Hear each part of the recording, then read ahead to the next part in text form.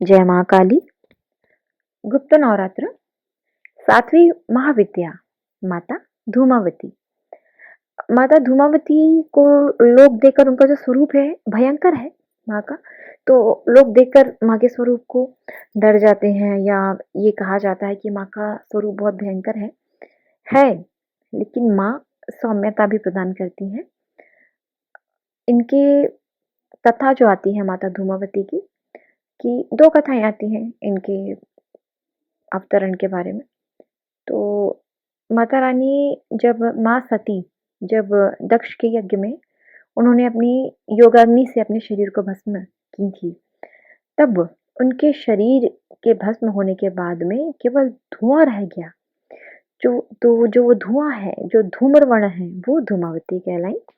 एक अन्य कथा के अनुसार एक दिन शिवजी और पार्वती जी कैलाश पर्वत पर विराजमान थे, तो माता रानी शिवजी महाराज से बोली कि हमें भूख लगी है स्वामी।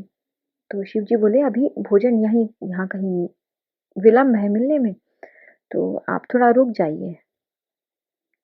तो माता रानी की जो भूख थी वो इतनी तेज थी कि उन्होंने स्वयं भगवान भोलेनाथ को ही अपने अंदर निगल ली थी। तो क्योंकि इन्होंने अपने पति को अपने अंदर निगल ली थी माँ ने, इसलिए इनकी कोई भैरव नहीं है। बाकी सारी महाविद्याओं के 9 महाविद्याएं जो उनके सभी के भैरव हैं, लेकिन केवल धूमावती जो है उनके भैरव नहीं है, क्योंकि इन्होंने स्वयं भोलेनाथ को अपने अंदर निगल ली है। तो इसीलिए माँ का स्वरूप जो है वो विधवा स्वरूप है। 10 महाविद्याओं में 7वीं महाशक्ति है। इन्हें अलक्ष्मी, ज्येष्ठा लक्ष्मी यानी लक्ष्मी की बड़ी बहन भी कहा जाता है। माँ धूमावती विरूपता, कुरूपता, अशुभता, बुढ़ापा और दरिद्रता का प्रतीक है। शक्ति समागम तंत्र के अनुसार माँ धूमावती माता सती से ही उत्पन्न है, और माता जीवन की सभी समस्याओं को समाधान करके मोक्ष प्रदान करने वाली है। फिर ज्येष्ठ मास की शुक्ल पक्ष की अष्टमी को धूमावती जयंती के रूप में मनाया जाता है। माँ धूमावती का स्वरूप जैसे हमें पता है विधवा स्वरूप है, तथा इनका वाहन कौवा है। ये श्वेत वस्त्र धारण किए हुए हैं, खुले केश हैं। धूमावती महाविद्या ऐसी शक्ति है जो कि दीनहीन अवस्था का कारण है, विधवा के आचरण वाली है। महाशक्ति दुख दारिद्र्य की स्वामिनी होते हुए भी अपने भक्तों को अपनी कृपा प्रदान करती हैं। अत्यंत लंबी है, मलिन वस्त्रा है, रुक्ष वर्णा है, कांतिहीन, चंचला, दुष्टा, बिखरे केशों वाली है, विधवा है, रूखी आंखें वाली, शत्रुओं के लिए उद्वेगकारिणी, लंबे विरल दांतों वाली, बुभुक्षिता, पसीने से आदर स्तन नीचे लटके हुए हैं, सूप लिए हुए हैं हाथ में और सूप को हाथ से फटकार रही हैं, बड़ी नासिका है, कुटिला, भयप्रदा, कृष्णवर्णा, कलह प्रिया तथा जिनके रथ पर कौवा बैठा हो, ऐसी देवी हैं। देवी का मुख्य अस्त्र सूपा है, और ये माना जाता है कि जो इनका साधक है, जो इनकी साधना करता है, जो इनकी पूजन करता है, जो इनको मानता है, विश्वास करता है, उनके घर की सारी दरिद्रताएं माँ इस सूपे में लेकर के चली जाती हैं। 10 महाविद्याओं में दारुण विद्या कहने वाली देवी हैं, कही जाने वाली देवी हैं। शाप देने और नष्ट करने और संहार करने की शक्ति शक्ति भी माँ में है, क्योंकि माँ महाशक्ति धारण किए हुए हैं। इनकी जिसने भी साधना किया है माँ भगवती की, तो माँ ने उनके सारे शत्रुओं को नाश करी है। शत्रुओं को समूल नाश करने का माँ में इतनी शक्ति है माँ के अंदर। तो जैसे ऋषि दुर्वासा, अंगिरा, भृगु, परशुराम इत्यादि ने इनकी साधना प्राप्त की, और ये देखा गया है कि ये सभी ऋषि क्रोधी ऋषि रहे हैं, बहुत अधिक शक्तिशाली तो रहे, इनका क्रोध हमेशा बहुत ज्यादा रहा है। सृष्टि कलह के की देवी होने के कारण इनको कलह प्रिया भी कहा जाता है। चौमासा ही देवी का प्रमुख समय होता है इनकी साधना के लिए, जब इनको प्रसन्न किया जा सकता है। नरक चतुर्दशी देवी का ही दिन होता है, जब वो पापियों और पीड़ितों को लोगों को उनको दंडित करती हैं। देश के कई भागों में नरक चतुर्दशी के दिन घर से जो कूड़ा कचरा है उसको साफ करके घर के बाहर फेंका जाता है, और ये बोला जाता है कि अलक्ष्मी घर से जाओ और हमारे सारे सारे दरिद्र लेकर के आप हमारे घर से, माँ से प्रार्थना की जाती है कि अलक्ष्मी आप हमारे घर से सारी दरिद्रता को लेकर के बाहर चले जाओ। अब ज्योतिष शास्त्र के अनुसार माँ धूमावती का संबंध केतु ग्रह से है। तो केतु ग्रह तथा इनका नक्षत्र जो है वो ज्येष्ठा है। इस कारण इन्हें ज्येष्ठा भी कहा जाता है। ज्येष्ठा लक्ष्मी यानी लक्ष्मी की बड़ी बहन, इसलिए इनको ज्येष्ठा भी कहा जाता है। ज्योतिष शास्त्र के अनुसार अगर किसी भी व्यक्ति की कुंडली में केतु ग्रह श्रेष्ठ जगह पर कार्यरत हो अथवा केतु ग्रह से सहायता मिल रही हो तो व्यक्ति के जीवन में दुख, दरिद्रता और दुर्भाग्य नहीं रहता है। केतु ग्रह की प्रबलता से व्यक्ति के सभी कर्जे जो होते हैं वो छूट जाते हैं, कर्जों से वो मुक्त हो जाता है, कोई कर्जा नहीं होता उनके ऊपर और उनके जीवन में धन, सुख और ऐश्वर्य की वृद्धि होती है, क्योंकि केतु ग्रह की स्वामिनी माता धूमावती मानी जाती हैं। फिर हम अगर माता धूमावती की साधना की बात करें तो क्योंकि माँ विधवा है इसलिए गृहस्थों के कई ग्रंथों में बताया गया है कि गृहस्थ लोगों को इनकी साधना नहीं करनी चाहिए। सुहागन स्त्रियों को उनकी पूजा करने का कहीं भी विधान नहीं है। हाँ, आप मानसिक रूप से माँ के रूप में उन्हें ध्यान कर सकते हैं, माँ के रूप में उनका पूजन कर सकते हैं, लेकिन कभी भी घर में माता रानी के पूजन, घर में उनकी प्रतिमा स्थापित नहीं की जाती है, घर में पूजन नहीं होती है माँ की और सुहागन स्त्रियाँ माँ के दर्शन नहीं करती हैं। अब माता रानी अनुभव ये है कि विशेष जो अनुभवी साधक हैं वो ये कहते हैं कि माँ का स्वरूप क्योंकि विधवा वाला है तो आप गृहस्थ रूप में तो पूजन नहीं कर सकते, लेकिन जब कभी धूमावती जयंती होती है तब पूजन किया जा सकता है। आज जैसे सप्तम महाविद्या है गुप्त नवरात्र की, तो माता जी का पूजन किया जा सकता है इसमें, क्योंकि इनकी निरंतर स्तुति करने से मानसिक पूजन कर सकते हैं माता रानी का। निरंतर इनकी स्तुति करने से माँ धन, पुत्र, ऐश्वर्य भी देने वाली हैं। माँ दरिद्रता को दूर करने वाली हैं। माँ शत्रुओं का नाश करने वाली हैं। तो माँ की पूजन ऐसा माना जाता है कि कुंडलिनी चक्र में मूल में स्थित जो क्रूम है, क्रूम में माता धूमावती की शक्ति विराजमान है। देवी साधक के पास बड़े से बड़ी बाधाओं को लड़ने के लिए और उनको जीतने के लिए क्षमता माता प्रदान करती हैं। माता धूमावती की साधना बहुत जल्दी फलित हो जाती है। बस माँ की साधना जो है वो मानस रूप से भी की जा सकती है। लेकिन ये जो साधना है, ये जो पूजन है वो आप अपने गुरुजी के मार्गदर्शन में करें, गुरुजी की आज्ञा प्राप्त करके करें। जैसे जो आज का दिन है माता धूमावती का दिन है, सप्तमी का दिन है, तो उस दिन भी उनकी माता रानी की साधना की जा सकती है। धूमावती जयंती के दिन माता रानी की साधना की जा सकती है। तो बस ये ध्यान रहे कि गुरुजी के साथ में उनके मार्गदर्शन में करें, क्योंकि गुप्त महाविद्याएँ जो हैं 10 महाविद्याएँ गुप्त नवरात्र में ये बहुत ही तीव्र और जल्दी फल प्रदान करती हैं। तो माता रानी की पूजन की जा सकती है। देवी को पान अर्पित किया जा सकता है। माता रानी को पान विशेष प्रिय है माँ को। साथ में ही इनको सफ़ेद पुष्प भी प्रिय हैं। सफ़ेद पुष्पों से हवन किया जा सकता है माँ का।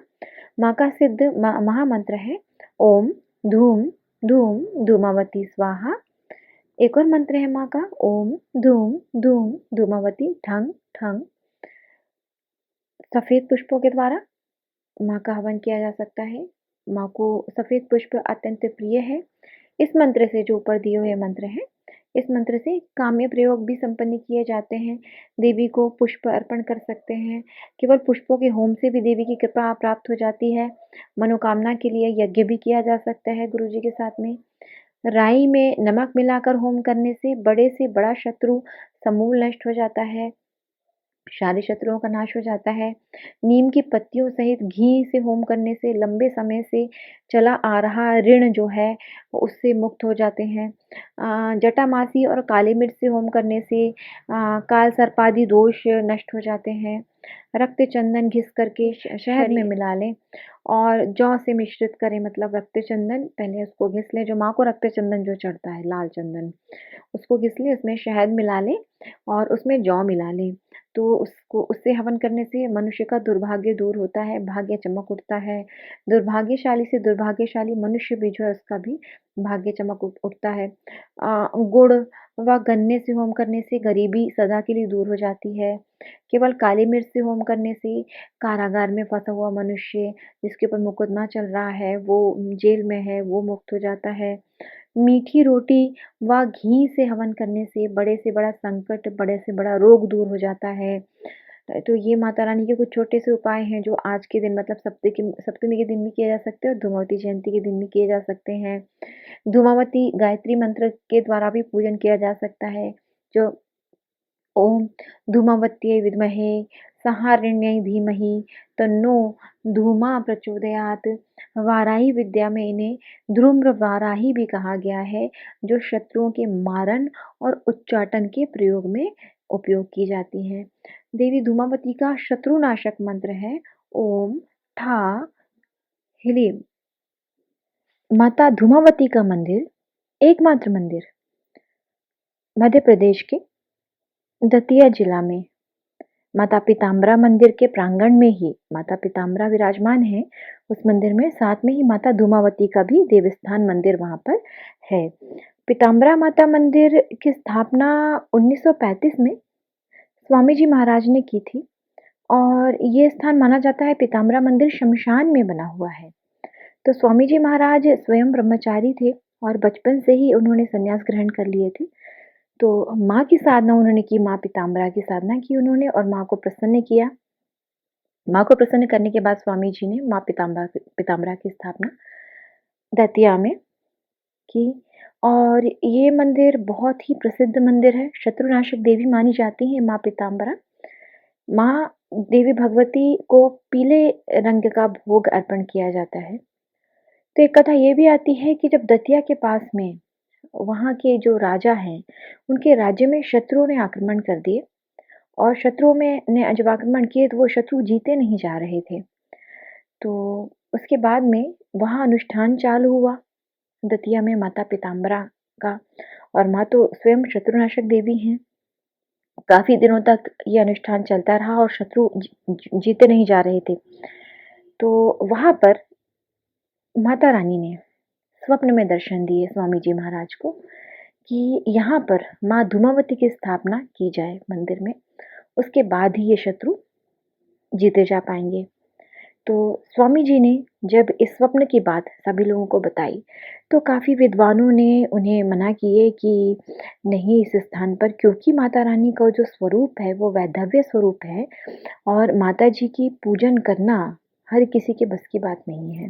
तो स्वामी जी को मना किया गया काफ़ी कि इस स्थान पर स्थापना नहीं करें, लेकिन स्वामी जी का ये कहना था कि माँ का भयंकर रूप केवल दुष्टों के लिए है, भक्तों के लिए माँ अति दयालु है।